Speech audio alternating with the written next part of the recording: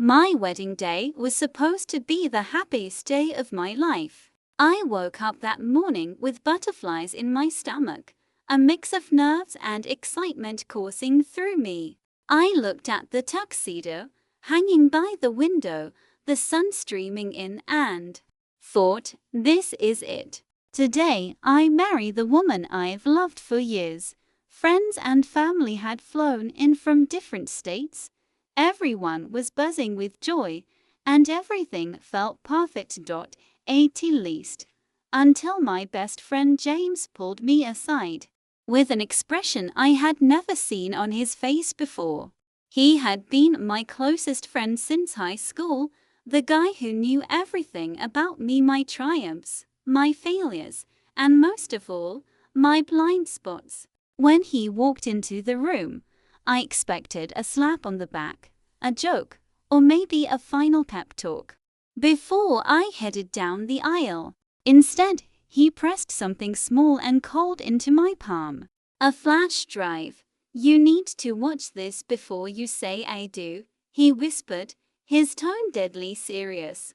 I stared at him, confused. What are you talking about? We don't have time for this. The ceremony's starting in half an hour. He gripped my shoulder. Please, man, just trust me. It's better you see this now than regret it for the rest of your life. The urgency in his eyes unnerved me. My stomach dropped.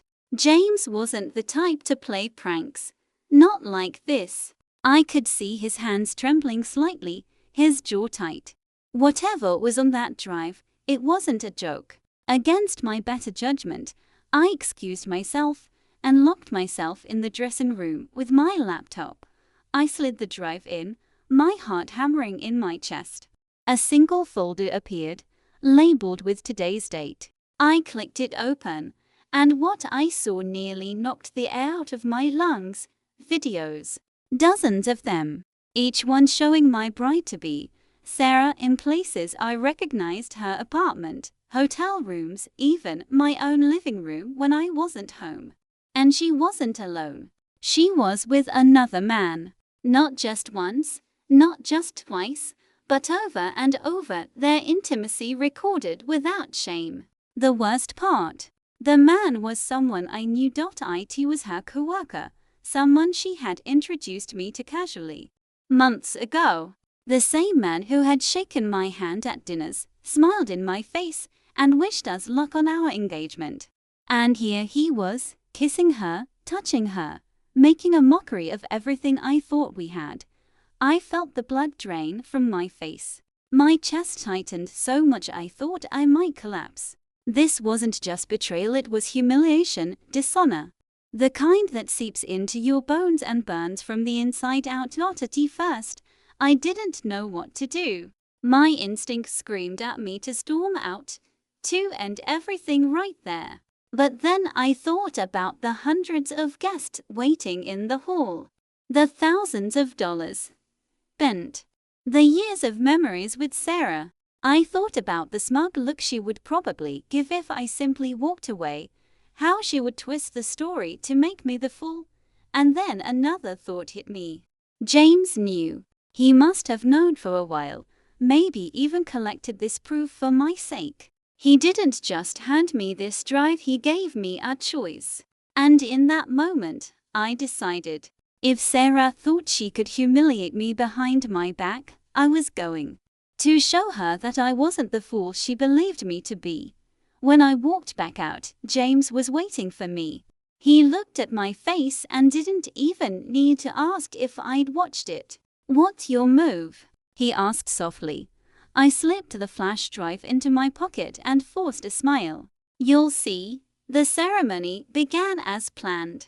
The music played. The guests stood and Sarah walked down the aisle in her white gown, radiant as ever. If I hadn't known the truth, I would have believed she was the picture of purity and love. She smiled at me, her eyes shimmering as though this was the happiest day of her life.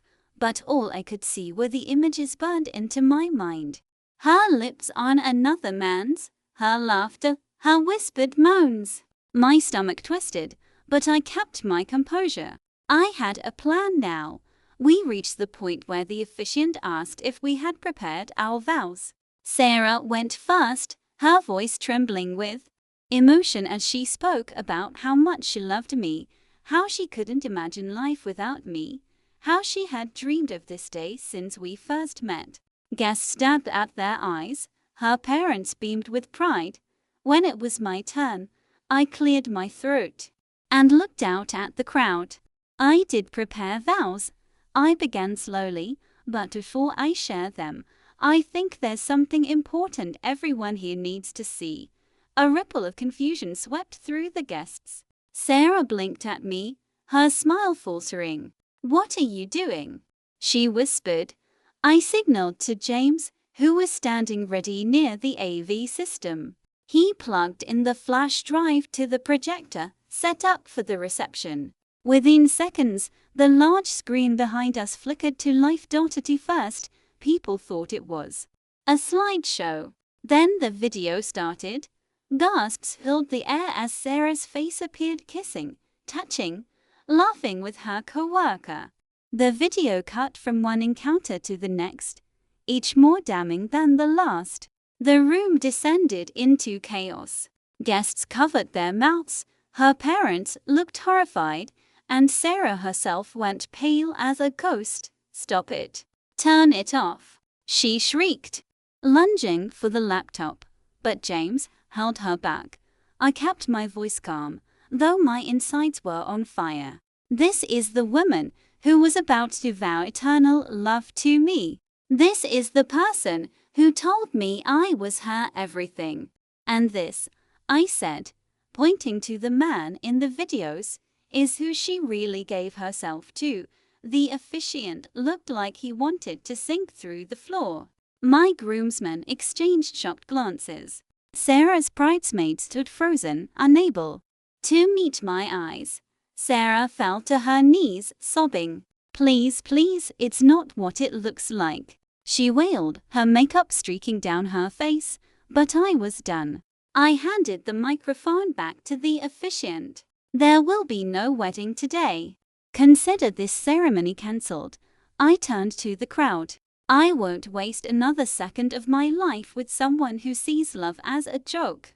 Thank you all for coming. You deserve to know the truth as much as I did. With that, I walked out, my head held high.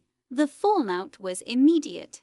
Guests whispered furiously, some rushing out, others staying to watch the drama unfold. Sarah's parents tried to console her, but even they couldn't deny what they had seen. Her coworker, the man from the videos, slipped out the back, too cowardly to face the crowd. As I stood outside, in the cool air, James joined me. He didn't say anything at first, just clapped a hand on my back. "You did the right thing," he finally said. I nodded, though my heart still ached. "I don't feel like I won anything." "You did," he said firmly. "You won your freedom. And you didn't let her make a fool out of you. That's more than a win, that's a victory." The next few weeks weren't easy. I faced whispers, pitying looks, and endless questions. But I also received messages of support, friends and relatives telling me I had shown incredible strength, that they admired how I exposed the truth instead of letting the lie continue. Sarah tried to call, to explain, to beg, but I blocked every number. I didn't need her words anymore.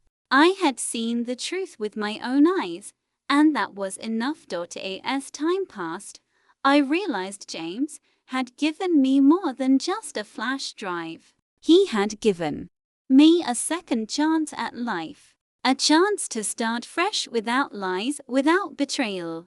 And though the pain lingered, so did the lesson. Trust, once broken, can never be rebuilt. The wedding day that was supposed to mark the start of my marriage instead became the start of my freedom. And while Sarah may have thought she could play me for a fool, in the end, she was the one exposed, humiliated in front of everyone she loved, and I I walked away with my dignity intact.